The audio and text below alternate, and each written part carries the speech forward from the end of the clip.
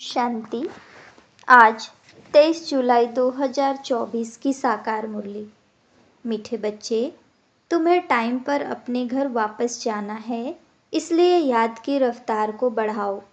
इस दुख धाम को भूल शांति धाम और सुख धाम को याद करो। प्रश्न: कौन सा एक गुह्य राज तुम मनुष्यों को सुनाओ तो उनकी बुद्धि में हलचल मच जाएगी? उत्तर: उन्हें गुह्य राज सुनाओ कि आत्मा इतनी छोटी बिंदी है, उसमें फॉर एवर पार्ट भरा हुआ है, जो पार्ट बजाती ही रहती है, कभी थकती नहीं। मोक्ष किसी को मिल नहीं सकता। मनुष्य बहुत दुख देखकर कहते हैं मोक्ष मिले तो बहुत अच्छा है, लेकिन अविनाशी आत्मा पार्ट बजाने के बिना रह नहीं सकती। इस बात को सुनकर उनके अंदर हलचल मच जाएगी। ओम शांति। मीठे मीठे रूहानी बच्चों को बाप समझाते हैं। यहाँ तो हैं रूहानी बच्चे। बाप रोज रोज समझाते हैं, बरोबर इस दुनिया में गरीबों को कितना दुख है। अभी यह फ्लड्स आदि होती है तो गरीबों को दुख होता है। उनके सामान आदि का क्या हाल हो जाता है। दुख तो होता है ना, अपार दुख है। साहूकारों को सुख है, परंतु वह भी अल्पकाल के लिए। साहूकार भी बीमार पड़ते हैं, मृत्यु भी बहुत होती है। आज फलाना मरा, आज यह हुआ, आज प्रेसिडेंट है, कल गद्दी छोड़नी पड़ती है। घेराव कर उनको उतार देते हैं। यह भी दुख होता है। बाबा ने कहा है दुखों की भी लिस्ट निकालो, किस किस प्रकार के दुख हैं इस दुख धाम में। तुम बच्चे सुख धाम को भी जानते हो, दुनिया कुछ भी नहीं जानती। दुख धाम सुख धाम की भेंट वह नहीं कर सकते। बाप कहते हैं तुम सब कुछ जानते हो, यह मानेंगे कि बरोबर कहते सच हैं। यहाँ किसको बड़े बड़े मकान हैं, एरोप्लेन आदि हैं, वह समझते हैं कलयुग को अजून 40,000 वर्ष चलना है, बाद में सतयुग आएगा। घोर अंधियारे में है ना, अब उन्हों को नजदीक में लाना है, बाकी थोड़ा समय है। कहाँ लाखों वर्ष कहते हैं, कहाँ तुम 5,000 वर्ष सिद्ध करके बताते हो। यह 5,000 वर्ष के बाद चक्र रिपीट होता है। ड्रामा कोई लाखों वर्ष का थोड़े ही होगा। तुम समझ गए हो, जो कुछ होता है वह 5,000 वर्ष में होता है। तो यहाँ दुख धाम में बीमारियां आदि सब होती हैं। तुम तो मुख्य थोड़ी बातें लिख दो। स्वर्ग में दुख का नाम भी नहीं। अब बाप समझाते हैं मौत सामने खड़ा है। यह वही गीता का एपिसोड चल रहा है। जरूर संगम युग पर ही सतयुग की स्थापना होगी। बाप कहते हैं मैं राजाओं का राजा बनाता हूँ, तो जरूर सतयुग का बनाएगा ना। बाबा अच्छी रीति समझाते हैं। अब हम जाते हैं सुख धाम। बाप को ले जाना पड़े। जो निरंतर याद करते हैं वही ऊंच पद पाएंगे। उनके लिए बाबा युक्तियां बताते रहते हैं। याद की रफ्तार बढ़ाओ। कुंभ के मेले पर भी टाइम पर जाना होता है। तुमको भी टाइम पर जाना है। ऐसे नहीं कि जल्दी जल्दी जाकर पहुंचेंगे। नहीं, यह जल्दी जल्दी करना अपने हाथ में नहीं है। वह तो है ही ड्रामा की नूद। महिमा सारी ड्रामा की है। यहाँ कितने जीव जंतु आदि दुख देने वाले हैं।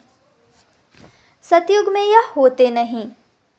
अंदर ख्याल करना चाहिए, वहाँ यह होगा। सतयुग तो याद आता है ना। सतयुग की स्थापना बाप करते हैं। पिछाड़ी में सारा नट सेल में ज्ञान बुद्धि में आ जाता है।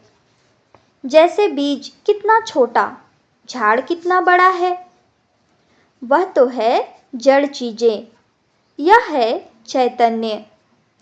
इनका किसी को पता नहीं है। कल्प की आयु लंबी चौड़ी कर दी है। भारत ही बहुत सुख पाता है तो दुख भी भारत ही पाता है। बीमारियां आदि भी भारत में अधिक है। यहाँ मच्छरों सदृश से मनुष्य मरते हैं क्योंकि आयु छोटी है। यहाँ के सफाई करने वालों और विलायत के सफाई करने वालों में कितना फर्क है। विलायत में सारी इन्वेंशन यहाँ आती है। सतयुग का नाम ही पैराडाइज है। वहाँ सब सतोप्रधान है। तुमको सब साक्षात्कार होंगे। यह है अब संगम युग, जबकि बाप बैठ समझाते हैं, समझाते रहेंगे, नई नई बातें सुनाते रहेंगे। बाप कहते हैं दिन प्रतिदिन गुह्य गुह्य बातें सुनाता हूँ। आगे थोड़े ही पता था बाबा इतनी बिंदी है, इसमें सारा पाठ भरा हुआ है फॉर एवर। तुम पाठ बजाने आए हो। तुम किसको भी बताओ तो बुद्धि में कितनी हलचल हो जाएगी कि यह क्या कहते हैं, इतनी छोटी बिंदी में सारा पाठ भरा हुआ है। जो बजाते ही रहते हैं, कब थकते नहीं हैं। किसी को भी पता नहीं। अभी तुम बच्चों को समझ पड़ती जाती है कि आधा कल्प है सुख, आधा कल्प है दुख। बहुत दुख देखकर ही मनुष्य कहते हैं इससे तो मोक्ष पा लें। जब तुम सुख थे शांति में होंगे, वहाँ थोड़े ही ऐसे कहेंगे। यह सारी नॉलेज अभी तुम्हारी बुद्धि में है। जैसे बाप बीज होने कारण उनके पास सारे झाड़ की नॉलेज है, झाड़ का मॉडल रूप दिखाया है। बड़ा थोड़े ही दिखा सकते। बुद्धि में सारी नॉलेज आ जाती है। तो तुम बच्चों की कितनी विशाल बुद्धि होनी चाहिए। कितना समझाना पड़ता है। फलाने फलाने इतने समय बाद फिर आते हैं पाठ बजाने। यह कितना बड़ा ह्यूज ड्रामा है। यह सारा ड्रामा तो अभी कोई देख भी ना सके, इम्पॉसिबल है। दिव्य दृष्टि से तो अच्छी चीज देखी जाती है। गणेश, हनुमान, यह सब हैं भक्ति मार्ग के। परंतु मनुष्यों की भावना बैठी हुई है तो छोड़ भी नहीं सकते। अब तुम बच्चों को पुरुषार्थ करना है। कल्प पहले मिसल पद पाने के लिए पढ़ना है। तुम जानते हो पुनर्जन्म तो हर एक को लेना ही है। सीढ़ी कैसे उतरते हैं यह तो बच्चे जान गए हो। जो खुद जानते हैं वह औरों को भी समझाने लग पड़ेंगे। कल्प पहले भी यही किया होगा। ऐसे ही म्यूजियम बनाकर कल्प पहले भी बच्चों को सिखाया होगा। पुरुषार्थ करते रहते हैं, करते रहेंगे। ड्रामा में नूद है, ऐसे तो ढेर हो जाएंगे। गली गली घर घर में यह स्कूल होगा। है सिर्फ धारणा करने की बात। बोलो तुम्हारे दो बाप हैं, बड़ा कौन ठहरा? उनको ही पुकारते हैं रहम करो, कृपा करो। बाप कहते हैं मांगने से कुछ भी नहीं मिलेगा। हमने तो रास्ता बता दिया है। मैं आता ही हूँ रास्ता बताने। सारा झाड़ तुम्हारी बुद्धि में है। बाप कितनी मेहनत करते रहते हैं। बाकी बहुत थोड़ा टाइम बचा है। मुझे सर्विसेबल बच्चे चाहिए। घर घर में गीता पाठशाला चाहिए। और चित्र आदि न रखो, सिर्फ बाहर में लिख दो। चित्र तो यह बैज ही बस है। पिछाड़ी में यह बैज ही तुमको काम में आएगा। इशारे की बात है, मालूम पड़ जाता है बेहद का बाप जरूर स्वर्ग ही रचेंगे। तो बाप को याद करेंगे तब तो स्वर्ग में जाएंगे ना। यह तो समझते हो हम पतित हैं, याद से ही पावन बनेंगे और कोई उपाय नहीं। स्वर्ग है पावन दुनिया, स्वर्ग का मालिक बनना है तो पावन जरूर बनना है। स्वर्ग में जाने वाले फिर नरक में गोते कैसे खाएंगे? इसलिए कहा जाता है मन मना भव। बेहद के बाप को याद करो तो अंतमति सो गति होगी। स्वर्ग में जाने वाले विकार में थोड़े ही जाएंगे। भक्त लोग इतना विकार में नहीं जाते। सन्यासी भी ऐसे नहीं कहेंगे पवित्र बनो, क्योंकि खुद ही शादियां कराते हैं। वे गृहस्थियों को कहेंगे मास मास में विकार में जाओ। ब्रह्मचारियों को ऐसे नहीं कहेंगे कि तुम्हें शादी नहीं करना है। तुम्हारे पास गंधर्वी विवाह करते हैं, फिर भी दूसरे दिन खेल खलास कर देते। माया बहुत कशिश करती है, तो भी पवित्र बनने का पुरुषार्थ इस समय ही होता है। फिर है प्रारब्ध, वहां तो रावण राज्य ही नहीं, क्रिमिनल ख्यालात ही नहीं होती। क्रिमिनल रावण बनाता है, सिविल शिव बाबा बनाते हैं। यह भी याद करना है। घर घर में क्लास होगा तो सब समझाने वाले बन पड़ेंगे। घर घर में गीता पाठशाला बनाएं, घर वालों को सुधारना है। ऐसे वृद्धि होती रहेगी। साधारण और गरीब यह जैसे हम जिन्स ठहरे। बड़े बड़े आदमियों को छोटे छोटे आदमियों से सत्संग में आने में भी लज्जा आएगी, क्योंकि सुना है ना जादू है, भाई बहन बनाती हैं। अरे यह तो अच्छा है ना। गृहस्थी में कितने झंझट होते हैं, फिर कितना दुखी होते हैं। यह है ही दुख की दुनिया। अपार दुख है, फिर वहाँ सुख भी अपार होगा। तुम कोशिश करो लिस्ट बनाने की। 25-30 मुख्य मुख्य दुख की बातें निकालो। बेहद के बाप से वर्षा पाने के लिए कितना पुरुषार्थ करना चाहिए। बाप इस रथ द्वारा हमको समझाते हैं। यह दादा भी स्टूडेंट है, देहधारी सब स्टूडेंट हैं। टीचर पढ़ाने वाला है विदेही। तुमको भी विदेही बनाते हैं, इसलिए बाप कहते हैं शरीर का भान छोड़ते जाओ। यह मकान आदि कुछ भी नहीं रहेगा, वहाँ सब कुछ नया मिलना है। पिछाड़ी में तुमको बहुत साक्षात्कार होंगे, यह तो जानते हो। उस तरफ विनाश बहुत हो जाएगा एटॉमिक बॉम्ब से। यहाँ के लिए है रक्त की नदियाँ, इसमें टाइम लगता है। यहाँ का मौत बड़ा खराब है। यह अविनाशी खंड है।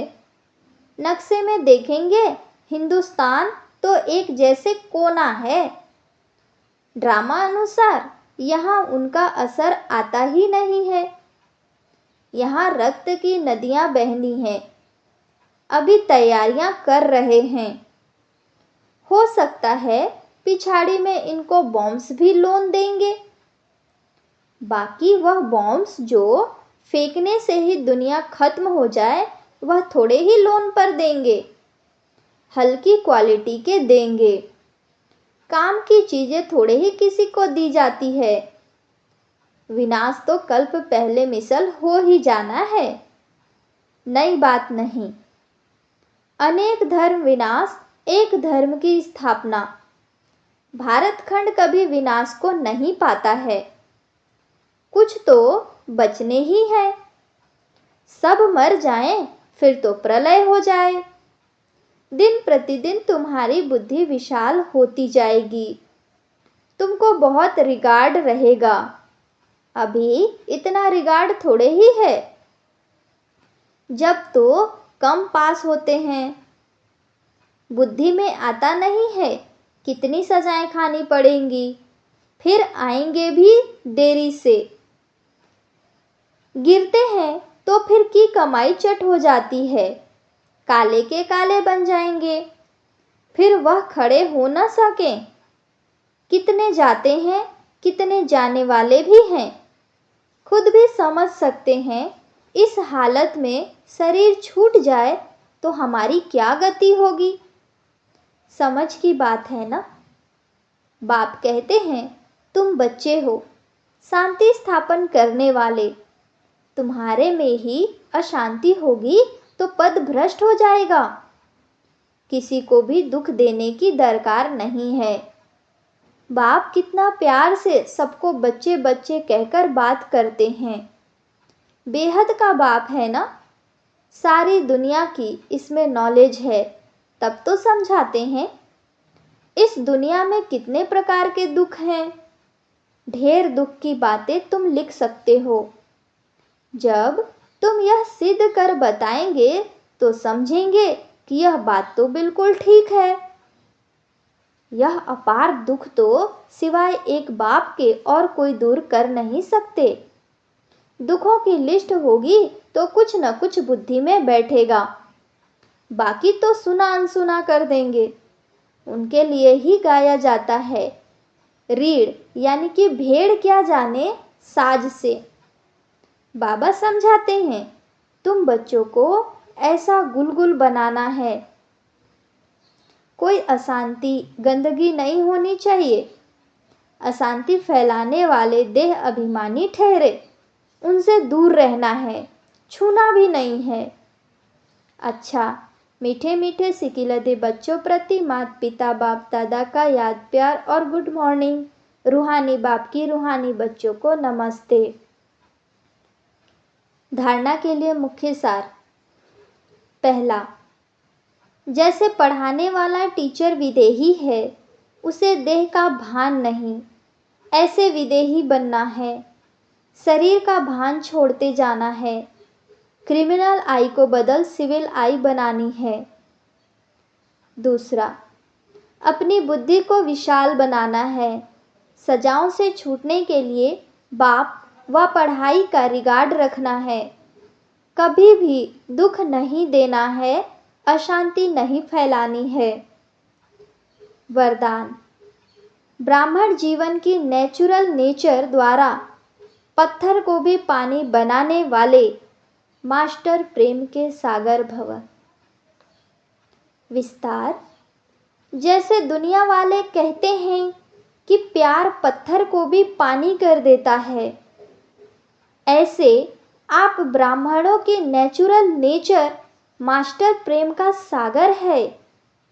आपके पास आत्मिक प्यार, परमात्मा प्यार की ऐसी शक्ति है जिससे भिन्न भिन्न नेचर को परिवर्तन कर सकते हो।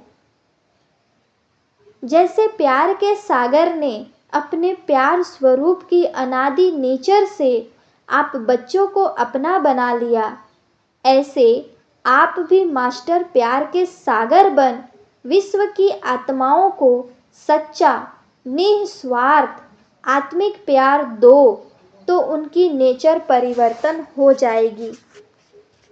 स्लोगन, अपनी विशेषताओं को स्मृति में रख उन्हें सेवा में लगाओ तो उड़ती कला में उड़ते रहेंगे। ओम शांति।